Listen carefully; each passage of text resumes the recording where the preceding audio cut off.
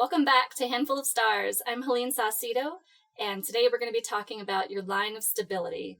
The line of stability is also called the line of Saturn.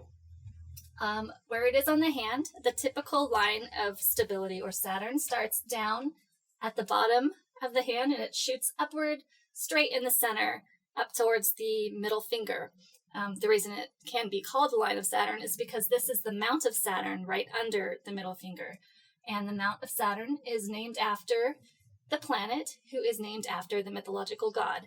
The mythological god Saturn was God. He was a very balanced ruler, and he created a lot of order in his kingdom. So a very straight, solid line represents that sort of order. I would say what I see often in the modern world when I look at the line of stability is career shifts and change. So some people will have one deep, strong line because, let's say, they're in the corporate world and that's just what they're going to do. So they always know they're going to have that stable paycheck coming in. People that have more spiritual or creative gifts will have a second line or just a single line coming from the mount of Luna right here, which is the moon. So that's inspiration, creativity, and that sort of thing. So you can have them joining each other to work together. You can have just the one where you're just on that creative or spiritual path. There's so many different ways they can work together or be. So today I am going to talk about all of those different ways that we can organize our life via career, life purpose, spirituality, things like that. I am welcoming my good friend Kaylie Damen to the show. Hi. So first, before we do anything else, I want to see your line of stability. So let's hold this hand up towards the camera. So your lines are a little lighter than mine, and you can just see the difference in a hand overall, just because we're just two very different qualities of person. But your line of stability it actually does start down here in Luna, and it goes up this way. There are some shifts and jumps. Let me see what to say. Yes. So it's like going through, and then it comes up through, and it goes through this star, which is super, super special. The star, I usually see an X like this, and that's called a mystic cross. And the mystic cross is just a mark of somebody who's into the unseen, supernatural, that kind of thing. But when you have a star there, I interpret that to mean like you have more than just an interest, you have a gift. Which is true because you read angel cards. I do. You're very woo. Yes. Yes, you have the crystals. Woo to the max. Woo to the max. But let's talk about this line of stability, this kind of like shifts in your path of what you've kind of done, how you've created your life. So what can you tell me about when you were 18, what did you think you were going to do? Or what did you want to do? We're not going to go all the way back to 5. I know. I wanted to be a ballerina. Right? Yeah. Well, let's see. When I was 18, I was applying to college. In my heart, I wanted to be an actress, specializing in comedic acting. Like I wanted to be like, someone who was in rom-coms. Like that was like my goal. Right. But society, life, right. the realism got in the way. I'm also Virgo rising. So I was like, you can't do that. You just need to get a job and maybe you can act on the side, like in community theater or something like that. But the chances are so unlikely that you would actually be able to do that and make a living. So I just basically talked myself out of it. So yeah, I think that's what I wanted to be when I was 18, but I didn't allow myself. Sure. So then what did you do? Did you go to college? I did. I went to college. What did you go for? So I started out, obviously, taking theater classes because that's where I felt most comfortable. And then I found my way into media and communications, which is sort of, it's entertainment, it's in the same kind of field as acting and theater-ish. And from there, I just was like, okay, I think I want to major in acting. I was talking to my parents who were obviously helping me pay for college. So, it was sort of like a situation where they were they love me and they believe in my talent, but they Sure. were also like, hey, you know what though? Would be cool if you like got a different major. Yeah, exactly. So it was kind of an interesting path, but I ended up majoring in media and communications as well as art, sculpture. So it was I know. So along my path in like doing theater and really like, exploring that, I found that I really loved art.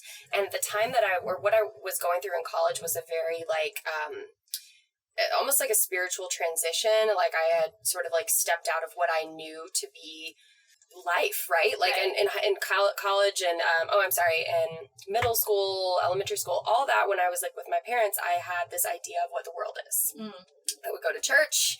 I would, sing in the praise band. Like that was like what I believed. And, I started taking classes that were sort of opening up my mind and meeting new people with different belief systems. And I was going through more of a spiritual transition. Mm-hmm. And so I found myself drawn more to art.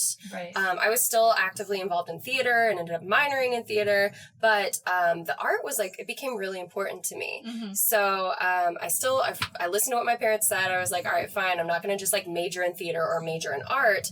I'll double major, Virgo, in media communications and art sculpture. Mm-hmm. So I felt like that would be like a nice segue to like, maybe I was going to be in media and do like creative, like be a creative director or something. Right. I didn't know. So speaking of that, yeah. Fast forward. What do we have in common? We both worked one floor apart from each other. So you worked Cartoon Network. Yes.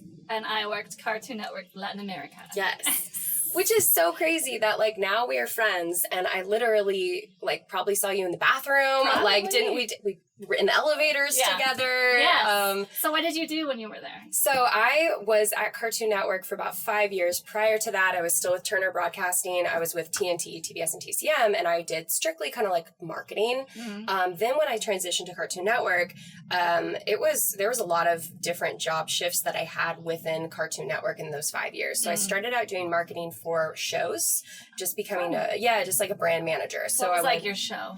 I want to know if we were there in the same era. Clarence. I launched Clarence. I don't even remember. Let's see. I worked on Teen Titans, which is Teen Titans Go is like I think forever. You were there a little later because I was like Ben 10. Oh, I did Ben 10 too. Okay. But I didn't launch Ben 10. Right. Like, so. Okay. So you were working on the launches. Yeah. Okay. Well, I was working. So as far as like shows, when you're like, what was like your show? Yeah. Like, I feel like it's the show that I like birthed into the universe is more like Clarence. But I was brand manager for Ben 10, all of like the action shows, all the Warner Brothers stuff. Uh-huh. So any of like the DC comic based shows. Super cool. Yeah, it was fun. So I worked on all of those. And then there was sort of like this opportunity to get more into like the digital space. Cartoon Network was really great for coming up with like a lot of games for kids, apps, and web games. Mm-hmm. So I sort of transitioned or took on like piece by piece, really. Like I had my shows still, and then I was like, oh, I'll like do an app. I don't know. Like, I mean, like, sure, I can like learn that. I can figure out what games are and how to do a mobile game launch. So then I became in charge of launching mobile games for all of Cartoon Network. I didn't know that. Yeah. Wow. How was that? Fun. It was stressful. Yeah, because it was something that I wasn't comfortable with. Like, it wasn't something that I felt like organically drawn to. Sure. I liked the idea of learning, and I really liked like mobile space and kind of having this ability to kind of like, it sort of felt more the future, like the way of the future, mobile games. Everyone has it on your phone, content on your fingertips. So I was really excited about that from a business opportunity. But I'm not really like a gamer person. Mm-hmm. I mean, like I play Sims, play Animal Crossing. So I wasn't like coming out of nowhere. Right. But I just wasn't like someone who was like living for games. Sure. It was really interesting. I learned a lot, and it's actually helped me with, what I'm doing now, to a certain degregy. So I had always had a passion for YouTube, because I feel like the content created on that platform it's amazing, because you could just start from nothing and then make a career out of it. It's very much like a, what's the word for, it's like self-starter, grassroots, like, it's like if you believe it, if you dream it, you believe it, you can do it in this like world of opportunity. So I had always had a passion for it and found myself being drawn more and more to YouTube, and eventually was able to pitch to the network like, hey, we should be creating content specifically for that platform. So shorter form content, digestible content, taking our existing episodes and reformatting them in a fun, cool way that feels in line with like YouTube as a brand, as a personality. And so from there, I was in charge of YouTube and all of digital content. And then about like a month before I quit, they put me in charge of all of the social media team. Already in my... Did you know you were going to quit? Yes! I already knew I was going to quit. Like, okay, thanks, bye. I was like, okay. It was like, it was an awkward situation too, because it felt like this... You couldn't say no either, but... No, not at first. I was sort of like, okay, then I'm sure you questioned for a second, right? Yeah, because it was an amazing opportunity to be handed. So why had you planned on leaving? Because in my heart this is going to get real sappy. Do I need to get the tissue? Just, I just felt like for a really long time that this wasn't the life that I wanted. Like I was doing a lot of soul searching and asking myself, what makes me happy? And I would, in meetings, this is awful, but like... Meetings don't make you happy? No, I would be in meetings and I would write down a list. I wouldn't be listening. I would just be like, whatever, sure, like meeting. Yeah, I would be writing down things that I wanted to do, things that would make me happy, because it had gotten to a place in my job that even though it sounds great, like it sounds like I had this great experience and a lot of opportunity, I just wasn't happy. And a lot of people think Cartoon Network, cool, and it's like, that's still a hard job. It's still very structured. 9 to 5. If it's 9 to 5, way 8 more to than 7. That. Weekends. I had to do weekends. Yeah, it's not as glamorous. Yeah, the hours were pretty intense for a minute there. And yeah, I was like, what's my goal here? Like, do I want to be the CEO and have that corner office? Is that my goal? And is that where my life is going to go? Right. And I just was like, no, like a big resounding no in my head and my heart. And so then I began to just like write down, well, what does make me happy in meetings? So I spent a lot of time just trying to figure out what are the things that bring me joy.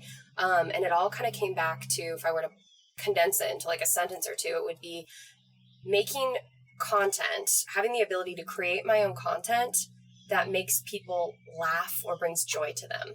So what I love about your whole story is that it's kind of similar to my story, where when you look back at everything that you've been through, it makes sense. It's almost like a formula. You wanted to go into acting. You wanted to be, rom-com, comedy, whatever. And then marketing, that's very much what you do as well. Yep. Art. It's YouTube. Like how that came about. So being able to like see it from a business perspective really helped give me the confidence that I can do this on my own. Right. Because I was able to, see how the machine worked. I was able to have the contacts at YouTube, directly to kind of say like, hey, what's the algorithm here? How are things working? And be able to like monetize the channel, for Cartoon Network and bring them millions of dollars through just flipping a couple toggles here and there and adjusting tags and metadata. Yeah. And I was like, wow, okay, if I can do that for them, you're doing it for I could try to do it for myself. Right. Yeah. And like it made me feel less scared about that jump, So tell us about Ooh Kaylie. Ooh Kaylie is my YouTube channel that I had going while I was at Cartoon Network. But because of the hours and because of like, how taxing a job can be, especially, when you come home, even if you get home at like 6, sometimes you're just emotionally exhausted. Oh, I know. And to be able to like flip on the cameras and be like, let's do a funny video. I was like, you know what? I'm just going to watch some Netflix and chill tonight. Like, I don't think I can handle that. Yeah. So my content was really inconsistent.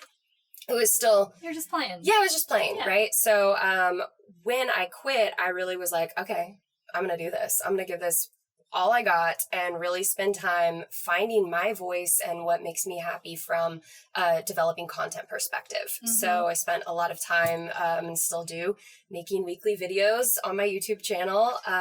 Girl, you are so fucking funny. Stop. Okay, keep going. I cannot.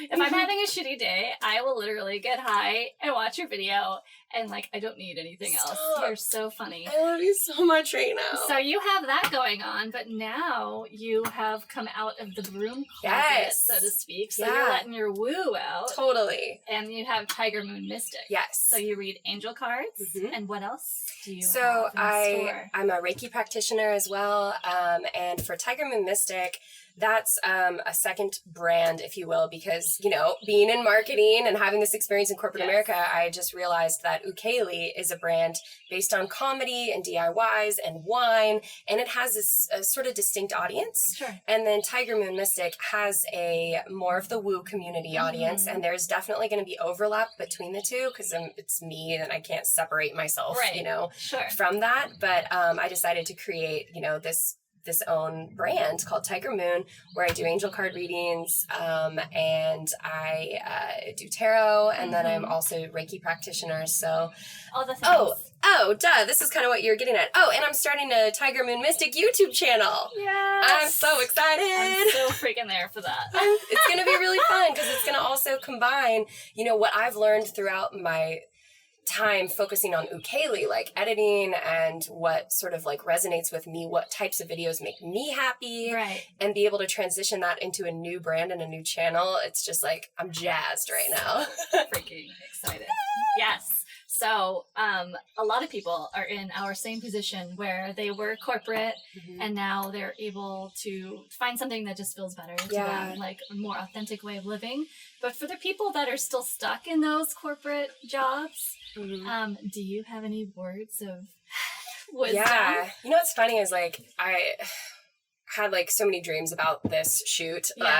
Just like, you know, oh my God, I'm like, my alarm didn't go off, I'm gonna miss it, you know, the typical kind of stuff. But in my like waking minutes, I just had this thought that like just popped in my head that stability is an illusion. There's never one moment in your life where everything is okay and perfect. The laundry's done, your relationships are like all wrapped up in pretty little bows. So totally agree. Yeah. And like going back to like the job thing, I think that that's one of the reasons that I really felt like drawn to leave, because you know, you're told when you grow up, go to college, get a good job, and it's a very much a baby boomer mentality to like believe that this job in corporate America is going to have your back and you'll get a retirement and, you know, you'll just like coast through. Well, Turner Broadcasting has had like 2 huge layoffs. Huge. So you easily could have been one of those. I mean, I could have too if I stayed. Absolutely. But and that was a lesson, but then, you know, you make it through that and you think, okay, well, I do still have health insurance though. I still have a job. Like, you know, it's a weekly paycheck is great. So how unstable is my life going to look if I quit? But that's what I'm trying to say is like stability is such an illusion. Like no corporate job actually can provide stability for you. And you really have to create it in your heart, and then that you make your own stability, which I feel like is so in line with like the line of stability and what you were just talking about. It's like there are shifts, and you know, it depends on what place, you know, you're coming from and how you want to develop. So all of this is based on interpretation, right? And a lot of times if I read somebody's hand and they do have that like super confident line of stability that just comes straight up the hand, that that says to me they know everything is going to be okay. But maybe in their life they don't have a stable job and they're like behind on their bills. I question. I'm like, well, what am I even reading or saying? But my interpretation for that line is that they just, you know, you have to make it work, and you're confident that you can make it work in whatever way you have to. Like, I love that. Yes. And I do too. And I feel a lot of times my line of stability, it comes up, and after corporate America for me, it goes away because I have let go of any kind of conventional idea of stability. But what I like to tell people that I read or talk to is that if you're feeling shitty about where you are now, like, it's probably going to make sense in the future, just like our past have. So my past in graphic design leading up to this book deal that's like saving my ass, my background is publishing, but in marketing as well. But now I'm on the other side, and I could never have imagined or planned for that. You know? So it's like stability sometimes is just also following the breadcrumbs on your path, not knowing what the future is, but just trusting and going and moving. And that each little jump, like each of those little jumps that I made when I was at Cartoon Network, there's something in there that has helped me get where I am now. I mean, even working in apps, that's how I'm making money on the side, like consulting and freelancing for the mobile game industry. Like, cool, thanks. Yeah, but although we don't have that stable paycheck, like, it's a better life. It is. Because you're creating it for yourself. Oh, so much better. So much better. Harder, more stressful, but better. At times, I don't know, there are definitely times when I'm just like, the stress is a different type of stress, and that's what it is. Yes, it's more like, rewarding. Yes, stress. So it is more stressful in ways, but the stress feels lighter because you don't feel like, well, at least I don't feel trapped anymore. Right. So it's like, cool, I can handle this stress a lot better because at the end of the day, I know that I am free. I'm doing what I want to do. Right. And I'm not like, trapped in an office. Right. I want to do one thing with you. Okay. Oh God, surprise! You read angel cards. Yes. Are you friends with the Fae? Are you friends with the Fae? I'm friends with the Fae. I've been connecting to Eric Kira. Have you seen these? By Brian Proud. They're beautiful. Oh my God, they look like Jim Henson characters. Because I think they are. He did Dark Crystal. Yes. Yes, and the Labyrinth. He designed those characters. So I want you to interpret a card that I pull about my future and my stability. Because this is a huge year for me. My book coming out in October. Is it going to do well? Is it not? Does it matter? Am I going to end up back in corporate America? I don't know. I don't feel that at all. That's my goal in life, is to not go back. To not go back ever. We'll see. All right, so I'm going to pick one. Okay. These guys are crazy little creatures. Oh my gosh. It is the Oak Men. Does it say the Oak Men? Yeah, the Oak Men. So there's a few of them. I ain't telling you anything. Oh, look at his little scraggly tooth right there. His snaggletooth. His little snaggletooth. Look in his eyes. What is he saying to you? Okay. He's got like a... There's a very Game of Thrones vibe I'm getting from that tree. You know, that tree in Winterfell? Like that white tree that has the Mama face? don't do Game of Thrones. Oh, girl. All right, well, you guys know what I'm talking about. Everybody else in the world does. Everyone else. They killed a dog in like the first episode, and Double Cancer said nope. Nope. Yeah, I don't blame you. It gets worse, so you right, probably made the right choice. But I get the vibe. So this tree is sort of just this like omnipotent like energy that's always been around from like the beginning of time, and no one really kind of can date when this tree was born, and it has a lot of energy relating to magic, mystery, and also like there is something about it that's a little bit like, I'm not gonna say. He's rooted. He's like and he's here for like the long haul. Like he will be here when we are all gone and dead. And he's kind of like, who cares? Like we were saying. But he does have some support. He has support. He has little friends. And I mean, as far as stability goes, like being rooted and being grounded, and I feel like this card is just kind of saying like, don't worry as much about like what this future is going to look like for you. Focus on being grounded and rooted in yourself, and then what you need is going to come to fruition. This isn't an anxious guy. No, he's not. Like, chill out. Yes, exactly. And there is something too, it's like, it's sometimes the angels and like energy, your spirit guides are just like, now's not the time for you to be like poking at that question. And so maybe this is just take a little chill pill. Do like step back, get high and watch my videos. No, I'm just kidding. Will do. Yeah, but I think it's kind of just saying like, take a beat, take a rest, and don't stress about it right now. You got this. Yeah. Just don't overthink it. Yeah. Yeah. Kaylie, thank you so much. Thank you so much. Thank you. Has anyone said this about Helene? Like, can we just talk for just 1 second about how you're a beautiful magical unicorn and how your color coordinated is like... So I have purple hair. You might want to zoom in on this. I have purple eyeliner. And it's kind of sparkly. Purple nails. So good. That's what I'm Purple doing. tassel. I'm living my best rainbow bright life. Oh, I love it. And the ring is a purple sparkly situation. Betsy Johnson. Oh. Hashtag. Designer mama over here. Actually, it was from her closet because I used, not her closet, but the closet in Steve Madden when I used to work there. Oh, okay. I wish it was from her I know. closet. I was like, when did you become BFFs with Betsy Johnson? And also, she had a you nickname stole for me. her? She called me Hell on Wheels. I love that. I wish it was true. Yeah. I wish you really knew Betsy Johnson. I do, but she's not my BFF. You really do know her? Yes. And she really called you Hell on Wheels? Yes. Maybe we should do a whole nother episode right now about this There's situation. a lot to talk about with Betsy Johnson. What the heck? We'll talk.